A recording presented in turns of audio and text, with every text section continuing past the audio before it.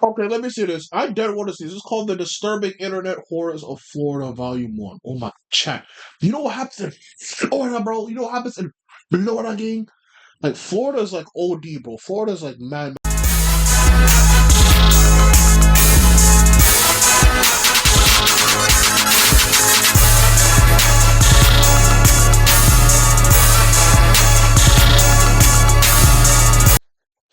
Check my noise. Alright, let me see this. Let me see this. Let me see this. Let me see this. Let me see this. Let me see this. Questionnaire. I don't even know what this even says, bro. God, it's so hard to like to not stream just because it's like, oh, I hate how my stream always be messing up, bro.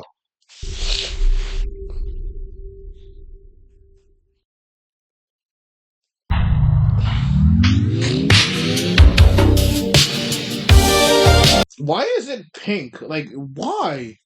Why is this like the first thing that you do? You make everything like nice and pink. Like, I don't like pink, bro. Get rid of it. I think have been to Florida one time though, and that's it. Bro, Florida be mad hot in Florida, bro. Like, I don't know what's with Florida people, gang. Florida is hot, bro. Like, how are you wearing hoodies and sweaters in the heat? Like, Florida is like hot, bro. Like, it's mad hot, gang. Like, I would not. Like, I so wouldn't, bro. Like, Florida is like blazing heat. Like, I can't. Like, I went there one time for Disney World, bro. Like, I turned black. In 2 seconds, I turned black, full of sweat. Like, I can't, bro. Like, I so can't with it, bro. Like, it's bad. Like, it's bad for me.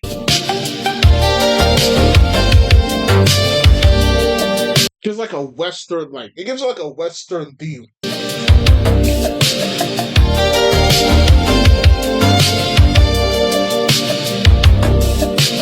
This series is intended for educational documentary purposes. Cool, we're here for the entertainment, though, not for that.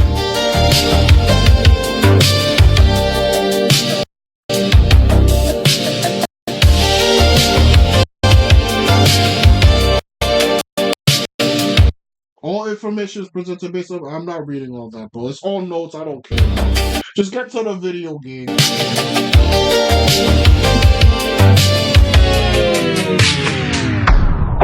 Oh, why'd the music fall off?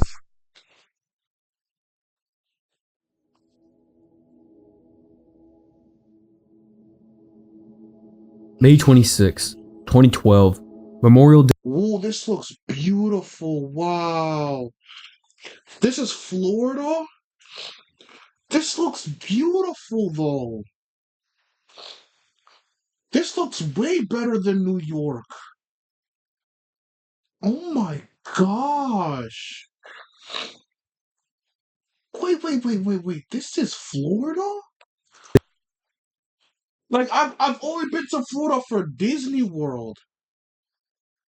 Man, this is Florida. This looks amazing.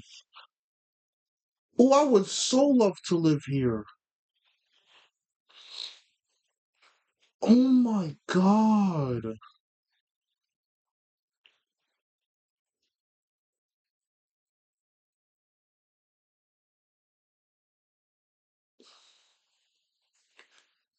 Oh. No, like I'm actually like I'm just like I'm breathtaken by this shot. This is beautiful. Man. Like New York, it just makes New York look trash compared to this. Oh my gosh, New York looks garbage. The bills all built like buildings all clustered and clutterphobic. But this looks beautiful, and the trees are different than New York trees, bro. The New York trees are like they barely have leaves in them at all. It's literally just twigs that you're seeing. This is amazing. Weekend in Wow. I would love to live here, bro. Wow. Miami, Florida. Rudy Eugene was born on February 4th. Why this man got no lineup? Look at this. Look at it. Look at this man's head, bro. This man got no lineup, no shape up, no nothing. But you could just slap that bald forehead right in front of him. Like why, dude? Like why, bro? I could just slap that easy. 19. I can just slap it. It's just so slappable, bro. God. 1981. He grew up in North Miami, played football at North Miami Beach High School. After graduation, he bounced around car washes, telemarketing gigs, selling CDs on street corners, and his arrest record stretched back to when he was 16, marijuana possession and assault charges. And in 2004, he got Yeah, I might have to use the CC for this, bro, because I can't see no text, no nothing. in it with his mother during an argument. He threatened her and got arrested for resisting when the cops showed up. What? But to the people who actually knew Eugene, they described someone completely different, quiet, non-threatening, someone who carried a Bible around. He had even done some volunteer work with Miami's homeless population. 2024. I love how it's like in a serious documentary, there's always an ad, bro. It's like, come on, gang. Miami Beach is packed wall-to-wall for Urban Beach Week, music, crowds, and the suffocating Florida heat. Security footage shows a gray Chevrolet pulling up in a parked area around noon on May 26th. Where do Eugene get sent? This is already deep already, bro. Joins the chaos for maybe 30 to 40 minutes, then gets back into his car and drives away. Eugene would then later abandon his car on the MacArthur Causeway, the bridge connecting Miami Beach to the mainland, and inside the vehicle, a Bible and 5 empty water bottles. And his What were they doing with the water bottles, gang? You need to drink that much? You that thirsty? Like, who is that thirsty? Dig, but who is that thirsty? brutally hot that day. For some reason, Eugene starts walking, 3 miles back toward Miami. Somewhere along that walk, he begins stripping off his clothes. What? His shoes gone, his shirt discarded, his pants left on the pavement. He even tosses his driver's license aside. What? So was he just crazy? I think he was just crazy. And by the time he reaches the west end of the causeway, near the Arts and Entertainment District, he's completely naked. What? Arrest him, bro. Arrest him. Yeah, why is he naked for, bro? This man's clearly on some drugs or some crack or both, bro. Drug crack. That's what I'm calling it. He's on both, bro. He's crazy.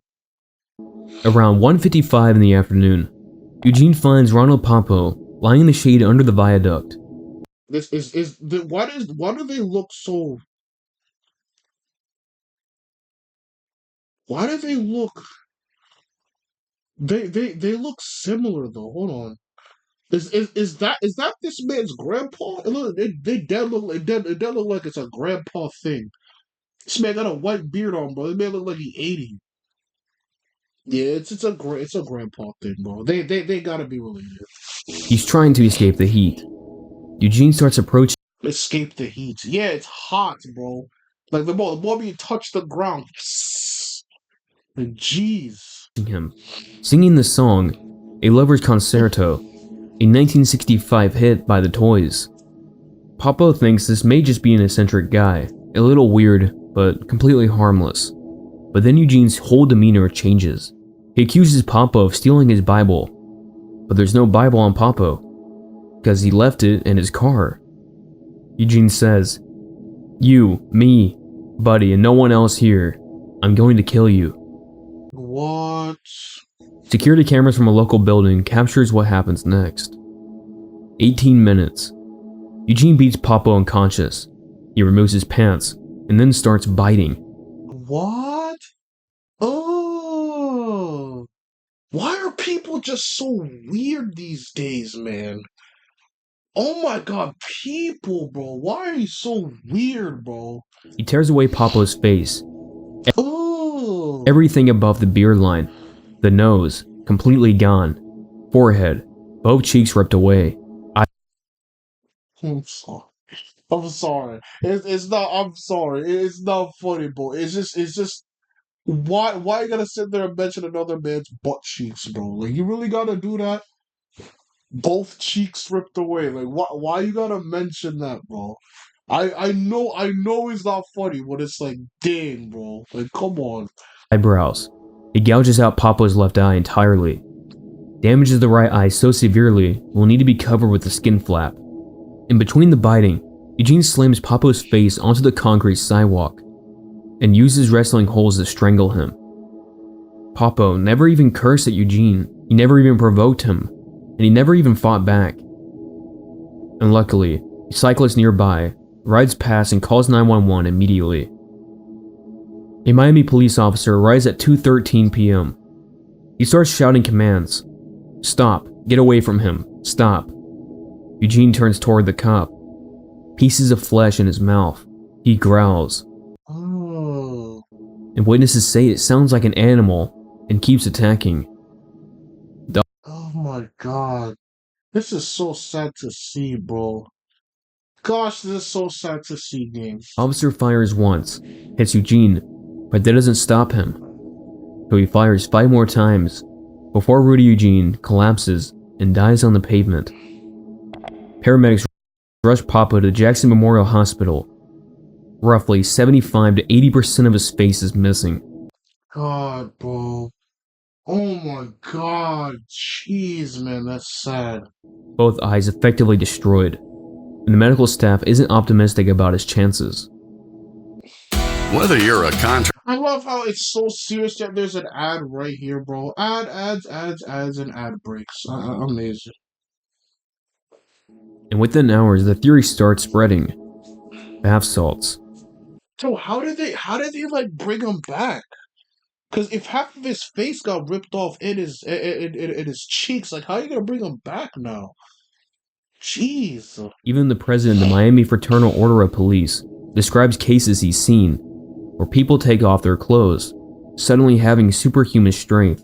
They become violent. They are burning up from the inside. Their organs are reaching a level that most would die. And everything lines up. The nudity, the violence, the fact that the officer's first bullet hit Eugene, but he kept going. Even the growling. And the media runs with it, calling it Miami Zombie Attack. The cause Miami zombie attack. Get out of here, gig. It was probably just a drug. was cannibal. And online, people start making jokes about the zombie apocalypse. Memes spread comparing it to The Walking Dead. And the story goes viral worldwide as another entry in the growing catalog of insane Florida man stories. And weird enough, when the toxicology report comes back, there are no bath salts, no LSD, no cocaine, and no methamphetamine.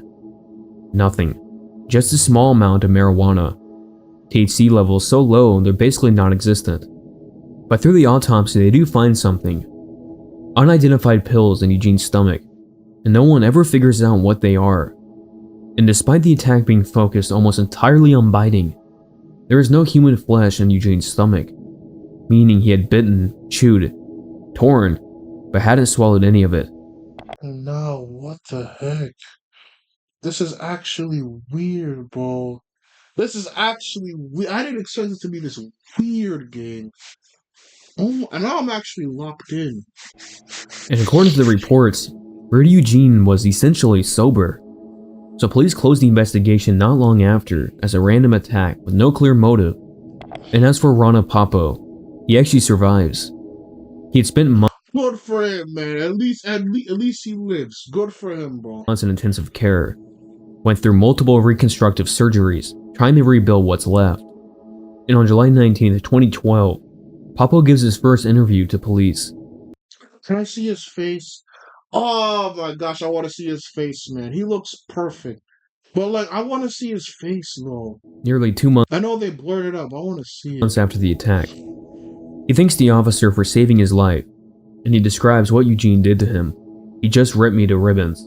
He chewed on my face, plucked out my eyes. My face is all bent and mashed up. The damage is so severe that he's effectively blind. Oh, he's blind? Oh, no. Oh, now I'm really feeling this video. Now I'm really feeling it, bro. Oh my god. And luckily, as of 2026, Rana Papo is still alive, still dealing with his severe injuries. And still, the entire case is still honestly questionable. That being that Rudy Eugene was practically sober during the entire attack. And it really begs the question of what makes a man so angry that they would attack someone so brutally.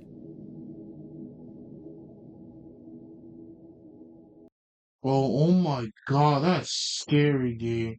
That's scary, bro. Oh, this is like multiple stories in one. Okay, okay. So this is like literally multiple stories in one. I see, I see, I see, I see, I see, I see. You know what? I was literally thinking about making this into multiple videos. So you got one, two, three, and four videos. So you have like six. But to be fair, I might just keep it as one story. Like without I might just keep it as one story. Cause why not? Like the whole video is only 32 minutes. Like, it's fun. February 28th, 2013. A quiet Thursday night in Sefner, Florida. A small suburb about 15 miles. Florida just looks like anytime I see this, this just looks so breathtaking. You see what we have built as people, bro? Like it's just so beautiful, gang. It's beautiful. East of Tampa. Sefner sits on what geologists call Sinkhole Alley. This stretch of west central Florida, particularly around Tampa and Hillsborough County, sees more ground collapses than almost anywhere else in the state. The entire region is built on limestone. Over thousands of years, slightly acidic rainwater seeps through the soil. Acid rainwater, where? Where do you have slightly acid rainwater? How? In what world? Slowly dissolving the limestone bedrock underneath. This creates underground cavities, empty spaces where solid rock used to be. And most of the time, these voids stay hidden, and the ground above them, held up by layers of clay and sand, remains stable. And people even live on top of them for years without knowing. But sometimes, without warning, those layers give way.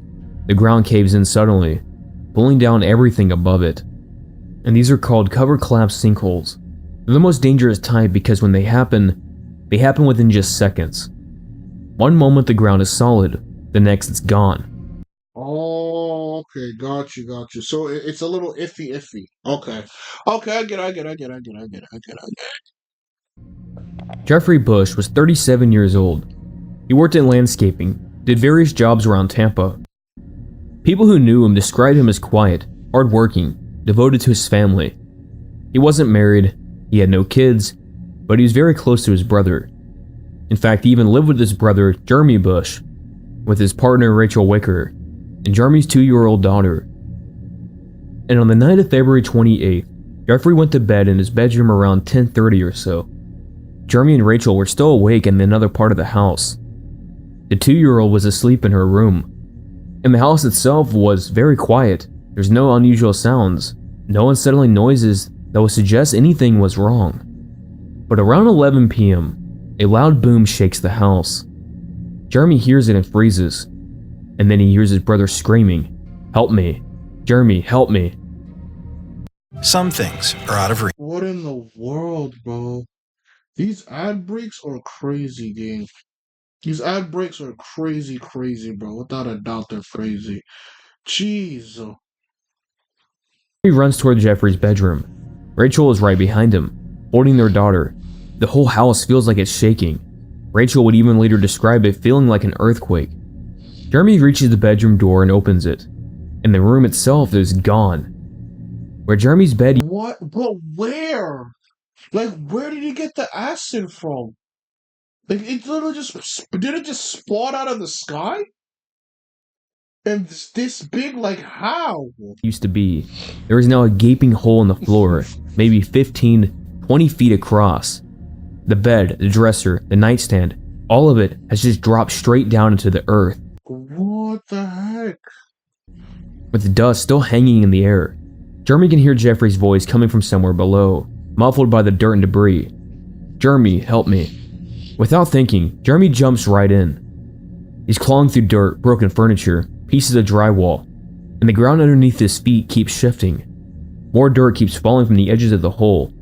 and he's sinking deeper, scrambling to find his brother, but he can't see anything and he can't reach him. He later described You can't see anything or reach them, bro. Carry a phone light, gang. I get it. I understand, right? It's serious. It's a serious thing. But if you're not gonna see well, at least carry like a phone light or something, or a flashlight, just so you can see. You know. it as feeling like a tornado sucking everything down, and Rachel would call 911. The fire rescue arrives within minutes. Douglas Duvall is one of the first on the scene. He rushes into the house and finds Jeremy still in the hole, still digging and still calling out to Jeffrey. And the edges of the hole are crumbling. Cracks are spreading through what's left of the bedroom floor. Duvall reaches into This is the real footage. Wow, this is the real footage, bro. Jeez. Oh my gosh, this is scary. the hole, grabs Jeremy's arm, and pulls him out. And he nearly gets pulled in himself. The ground is just that unstable. Jeremy is screaming, fighting to get back in. Desperate to reach his brother. And the other responders had to physically restrain him. And fire crews assessed the situation. They could see the hole still growing. Within the next hour, it expands from about 20 feet wide to 30 feet. The depth itself is harder to measure, but is deep, at least 60 feet down based on what they can see. And they quickly decide it's too risky to send anyone in. The whole house could collapse at any moment. Around 3 a.m., they attempt one last rescue effort. An engineer volunteers to be lowered into the hole. Bro, what's with the whole 2 a.m. and 3 a.m.? I don't understand this, bro. Is 2 a.m. and 3 a.m. is where weird stuff starts happening? Like, why not is it 6 p.m. or 8 p.m.? It's always 2 a.m. and 3 a.m. It's always those specific times. Like, I don't get it, bro. Like, what's so weird? Like, I don't understand the whole 2 a.m., 3 a.m. It's just so weird, bro. Like, it's always between those periods. Using a rope and harness. He's maybe about 6 feet down before the walls start shifting. Dirt and debris begin sliding. So they pull him back up because it's too dangerous. They even try other methods. Cameras load on cables into the darkness. Listening devices to pick up sounds, breathing, movement, literally anything. They call Jeffrey's name over and over, but nothing, just silence. By the morning, geological engineers arrive to evaluate the site. They bring ground-penetrating radar equipment, run soil stability tests, and the results are clear. This is a cover collapse sinkhole. The underground cavity had been growing for who knows how long. I really want to know where the acid came from. It's like, it's not making sense. You're telling me just the full-on acid, like full-on acid just fell out of the sky and just fell into the house. Like, where did the acid even spawn from? Wait, now I'm really confused. Where did the acid spawn from? It can't spawn out of thin air. Like, it's impossible. Like, where, bro? Being completely invisible from the surface. And when the roof of the cavity finally gave way, everything above it dropped straight down. The engineers briefly consider excavation. Could they even dig safely? Bring in heavy equipment to try to recover the body? But the answer is no. The walls of the sinkhole are too unstable. Ground-penetrating radar shows the cavity extends underneath neighboring properties, and any attempt to dig will likely trigger another collapse, potentially pulling down more of the house and endangering nearby homes and rescue workers. And in the end, they had to accept that recovering Jeffrey's body was impossible. No, come on, bro, please. No, come on, bro. Come on, gang. Nah, please, bro. Please. He's presumed dead, buried in place, and the family is devastated. And over the next few days, the rest of the house is condemned. The Oh my gosh, no, man. Come on. structure is too compromised to salvage, and demolition crews carefully bring down what's left of the house. And the hole itself is quickly filled to try to stabilize the ground, and the site itself is fenced off with chain link barriers. Hillsborough County purchases the property and also buys the house next door as a buffer zone, and nobody will be allowed to build there again. Jeremy Bush speaks to the media. He's clearly traumatized. He tells reporters about hearing Jeffrey scream for help, about jumping into the hole and not being able to reach him, and about the helplessness of being pulled out while his brother was still down there, screaming. Oh my gosh, bro. And in the passing months, both Jeremy and Rachel struggle with heavy PTSD, nightmares, and even guilt. With that night replaying every single night, wondering if there was something else they could have done. Could have carried a flashlight. I don't know. He could have carried a flashlight though. Some way he could have saved his own brother. They should have got a flashlight. Like a flashlight would have. Oh my gosh! Can you imagine? Yeah, I get it. You can't see in the dark, but it's like if you bring that flashlight, bro, the light, it just shine it. Like maybe you'll be able to see something. Grip. I love how there's ads as I'm talking serious, gang. There's just always ads in everything you do, bro. Just ads, ads, ads. You know, we just so love the ads, gang. We love them. We love the ads. And in August 2015, 2.5 years after Jeffrey Bush died, the sinkhole opens again. It's at almost the exact same spot, about 17 feet wide this time, What? 20 feet deep. And all Bro, what? Where are the holes spawning from? Like, where does the acid come from? Is it I don't understand. Like, it's not an earthquake because here's the thing: the entire earth. If it was an earthquake, bro, the entire house would collapse. Okay, gang, the entire house would literally just fall, like literally collapse. But like, there's holes in it because of acid. It's like, where is the acid coming from? Is it? Does it rain acid in Miami? Like, I'm actually starting to get a little bit scared of Miami, Florida, gang. Because where is this acid rain coming from?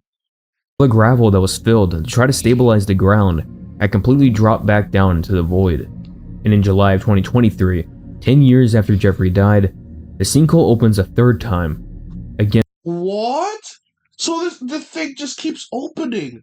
No, get out of the house, gang. Just get out of the area. Please get out of the area and just leave. Because I don't know why the holes keep spawning In the same location, and the ground just keeps collapsing till whatever cavity still exists underneath. And as for Jeremy, he has to see his brother's name in the headlines once again, as it's almost like the ground won't let him rest. Jeffrey Bush's body was never recovered. He's still buried somewhere beneath tons of gravel and limestone, 60 feet down in the earth.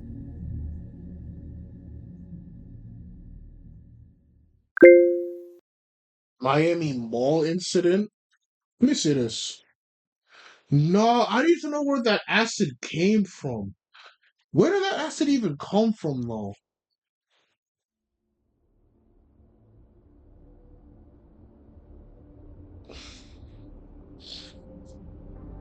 January 1st, 2024, New Year's Day in Miami, Florida. One of, if not the most famous and bizarre stories coming from Florida happens.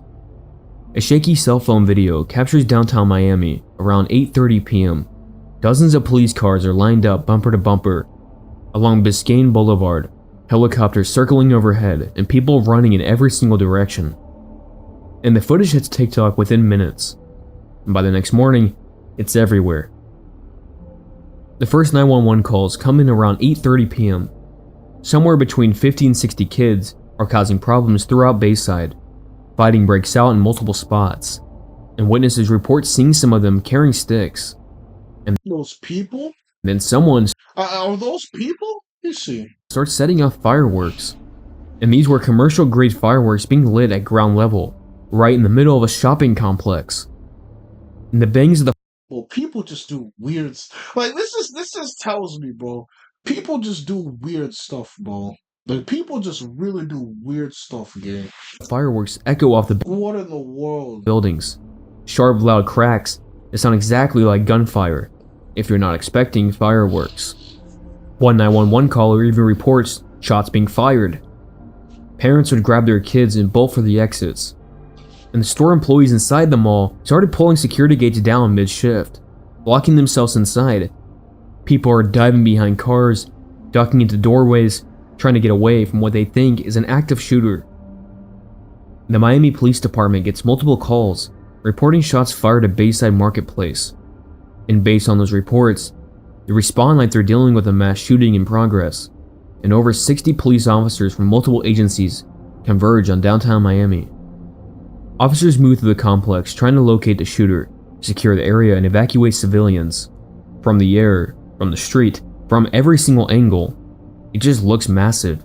Dozens of cars with their lights flashing, helicopters circling, armed officers in tactical gear moving through the mall.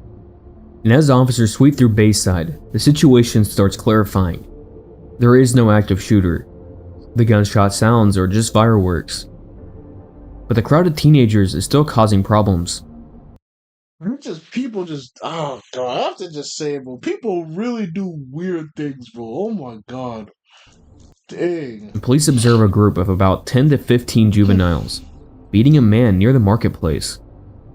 Other groups are smashing car windows throughout the parking areas, stealing phones and other items. Officers pursuing some of the suspects found one 14-year-old in possession of a stolen handgun. The gun wasn't actually fired, but he still had it. And finding a gun in the middle of this chaos justifies everything about the response. The shots fired calls suddenly make sense, even if no shots were even fired. And by the time the officers restore order, 4 juveniles are in custody. Bodycam footage shows the responding officers, showing them clearing the mall, talking to frightened shoppers, securing the scene, with no unusual sightings, no creatures, just chaotic teenage brawl that got out of hand. And by roughly 11 p.m., the situation is completely resolved, and the mall reopens. But people at the Bayside that night filmed everything. The running crowds, the police arriving in force, the helicopters overhead. Jeez, what was this? Oh yeah, because it was the fireworks thing. Right. Why am I in my head on this? My mind is going blank. This video hit What in the world? social media platforms such as TikTok, Reddit, and Instagram almost immediately.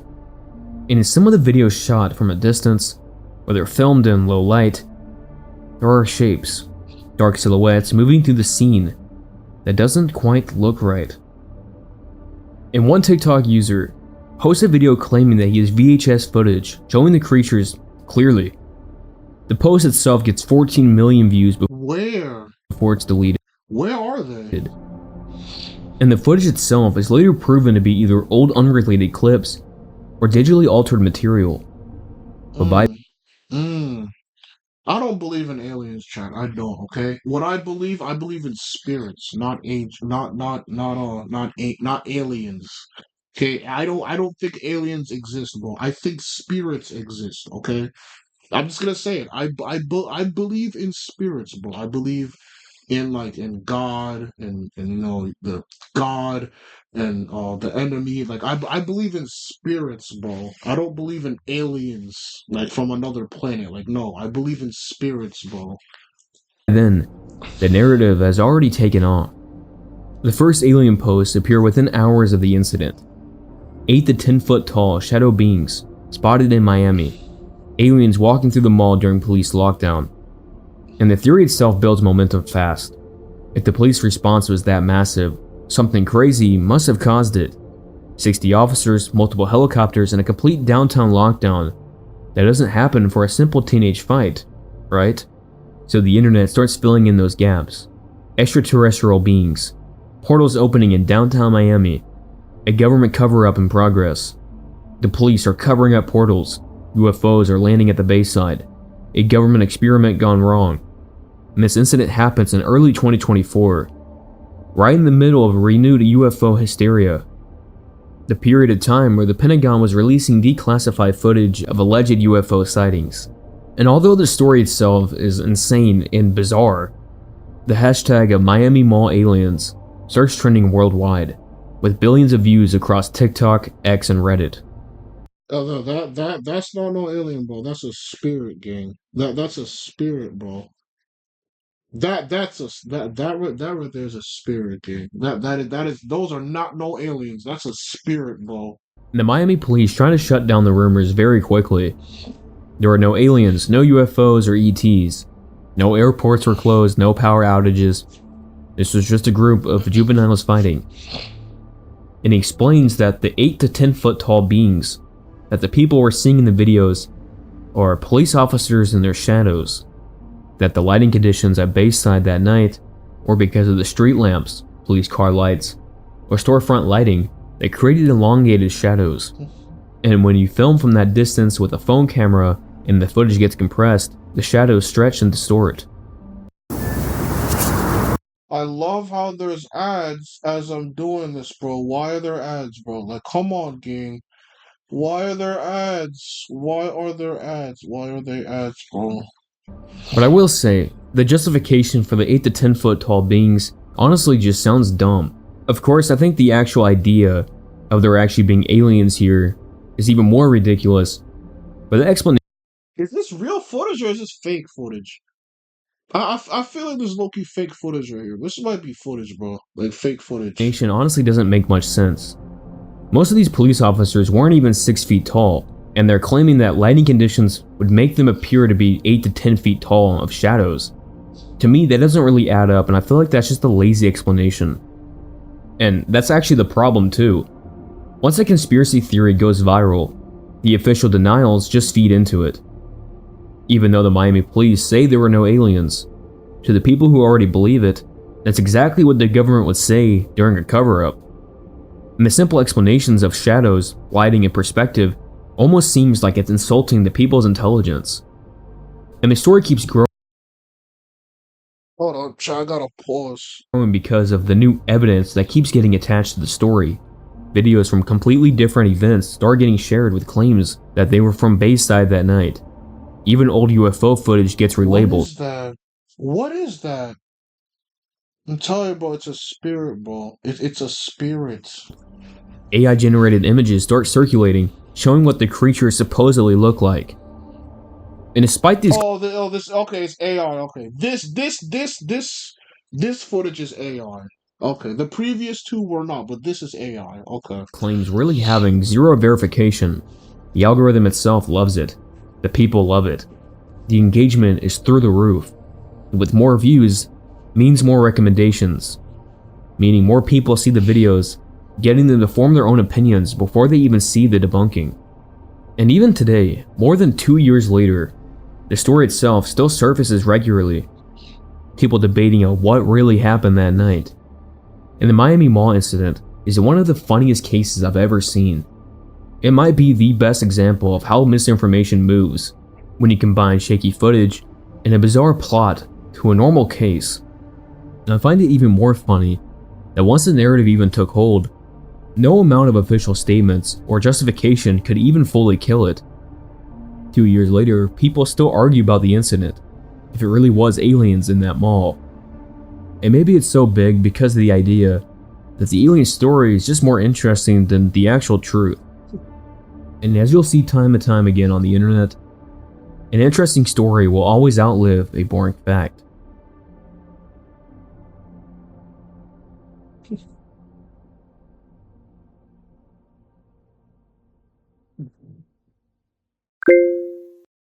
Kristen Bailey murder. Oh my gosh, I'm getting scared. I'm actually getting scared. Like I'm really locked in. Like I'm really locked in, bro.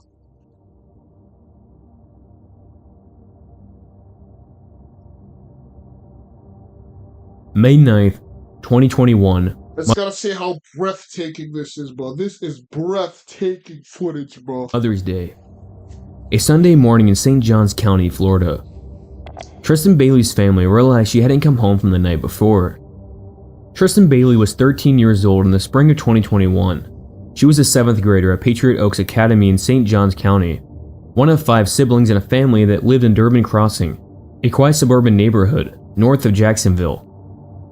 She was a cheerleader, competed on an all-star team, and she was the kind of kid who always was smiling in the team photos. Aiden Fusi was 14 years old. He killed her. He killed her. He killed her, bro. Like I know it's weird because like I know like the story literally just says that he killed her, bro. Like it's just like you kind of just made it obvious now. Obviously it's not funny, but still. He lived in the same neighborhood. He went to the same school. He knew Tristan from classes. And Fusi had a history, suspensions for fights, threats that got reported to administrators, and even in 2020, he threatened to slit throats at school.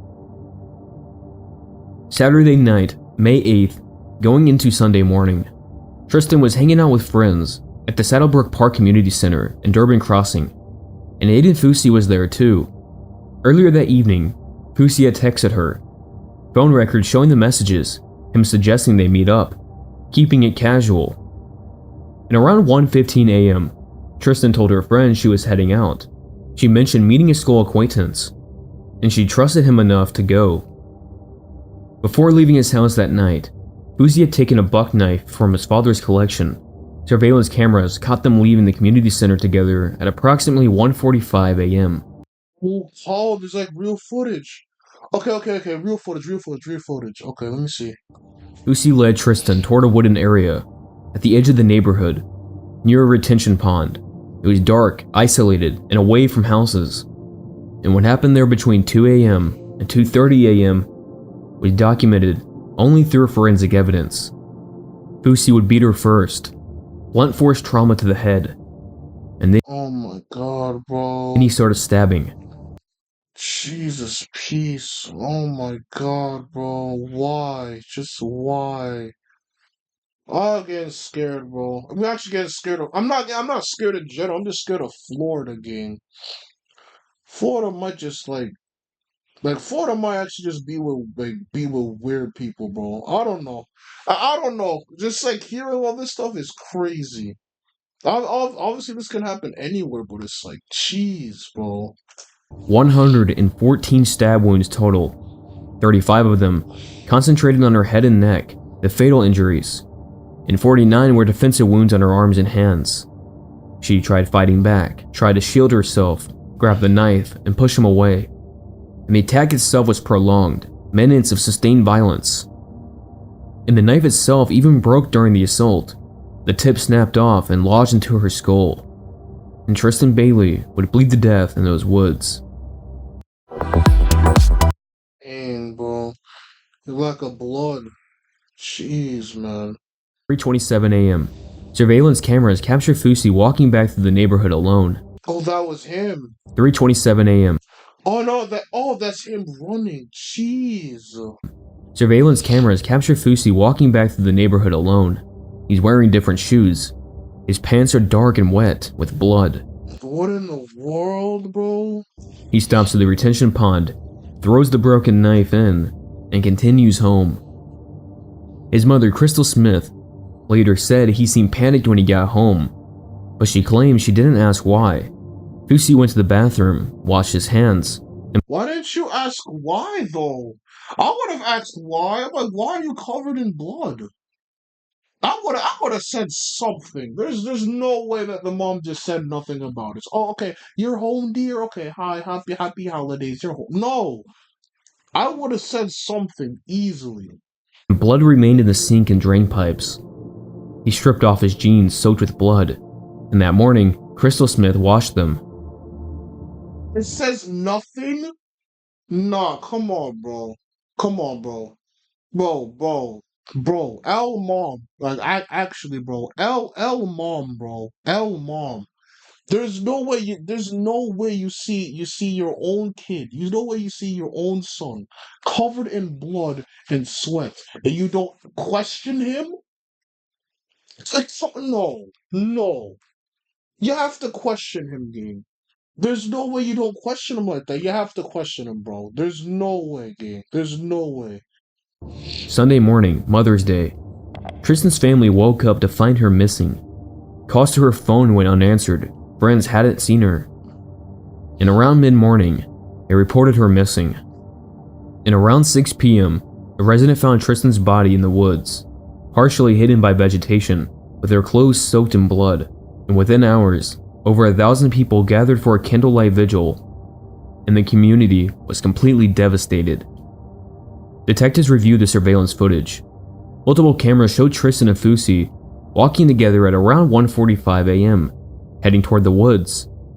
And at 3:27 a.m., cameras showed Fusi walking back alone. Investigators went to Fusi's house that night. bro, what's with the 3 a.m. thing? It's the 2 a.m. and 3 a.m. I think that setup, that period in time is just where weird stuff starts happening, bro. 2 a.m. to 3 a.m. is people. That's where people just like reveal like their true weird nature. I'm always noticing that time frame. It's between the 2 a.m., 3 a.m., 4 a.m. It's always around that time frame, bro. Like what? Why that time frame? Like why? Fusi walking back, alone. Investigators went to Fusi's house that night. He claimed he had been out walking, but came home around 2 a.m. His mother even backed him up. But detectives noticed his shoes were muddy. They asked if they could take them, and Fusi would agree. They asked about his clothes, and his mom said she had already washed his jeans that morning because they were muddy. And on May 10th, Monday morning, detectives arrested Aiden Fusi on second-degree murder charges. The evidence was building quickly, but the surveillance footage, the timeline inconsistencies, the muddy shoes, and the washed jeans. And while sitting in the holding area, Fusi took out his phone and snapped a selfie, and he posted it onto Snapchat. Has anyone seen Tristan lately? The photo showed him making a peace sign, and the image spread everywhere within hours. His remorseless smirk shocked people. He was joking about the girl he killed while sitting in custody. And during his Oh my God, really? The man was not in the right mind. He was just so not in the right mind, bro. Just so not. interrogation, Fusi's story kept changing. How old is this kid? How old is he? I At think they're in middle school, right? If I remember. first, he was just walking around, came home early, and didn't see Tristan after they split up. And then they walked together, went to the woods, got into an argument. Tristan grabbed the knife, and he accidentally stabbed her during a struggle. And then, demons made him do it. He wasn't in control, and something took over. And of course, none of it held up. Detectives searched Fusi's home, and the jeans that Crystal Smith washed still shows extensive blood spatter under luminol testing. And it was Tristan's blood, and the pattern matched someone actively stabbing a victim, not defending themselves. Blood in the bathroom sink and drain pipes showed attempted cleanup. Divers searched the retention pond and recovered the buck knife. The broken tip matched a fragment lodged in Tristan's skull. DNA confirmed Tristan's blood was on the blade, and the charge was upgraded to first-degree murder. And later on May 27, 2021, Crystal Smith was arrested for tampering with evidence. She entered a no-contest plea and was released on bond. And over the following months, friends came forward. Multiple people had told detectives Fusi had talked about wanting to kill someone for months, that it was planned, and he specifically talked about dragging a random person in the woods and stabbing them just to see what it would feel like. His girlfriend testified about the murder fantasies he shared in detail, and eventually, Fusi would even admit the truth. Not claiming demons, it wasn't an accident, or any loss of control. He admitted that he planned it. He chose Tristan because she was convenient, someone who'd trust him enough to walk into the woods alone. And it was a thrill kill, no motive beyond curiosity. And it was pretty clear the whole thing was 100% premeditated. February 6, 2023, nearly 2 years after Tristan's death, Aiden Fusi, now 16, pleaded guilty to first-degree murder in adult court. The courtroom was packed. Victim impact statements were delivered. Tristan's sister called Fusi a monster. Your brother said, "You took my sister from me." Tristan's mother, "My baby girl fought for her life.